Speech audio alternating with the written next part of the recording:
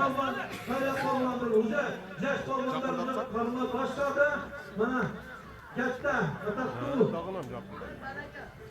polvonni berib qarab turgan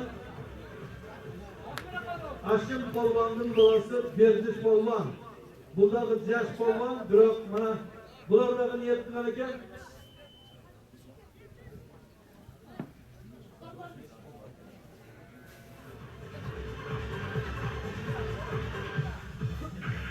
Yo'ldoshlar.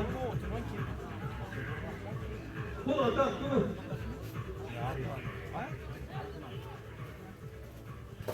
atattu bilan polvonni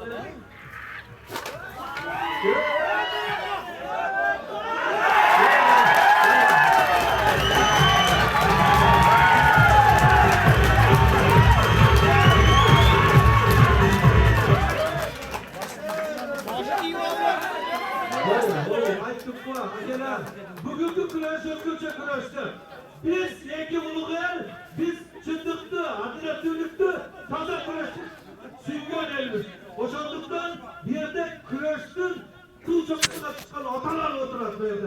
Şunun için kuraş, taza, adilatör, 3-5 santimetre yerden üzülse yesep kılavda oturar. Oşandık için köp, yanbaş içinden yesep koytalım. Yerden üzülsün balvanlar evet oturar.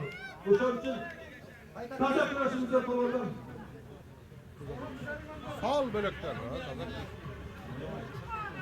Şunu etem de. Ha?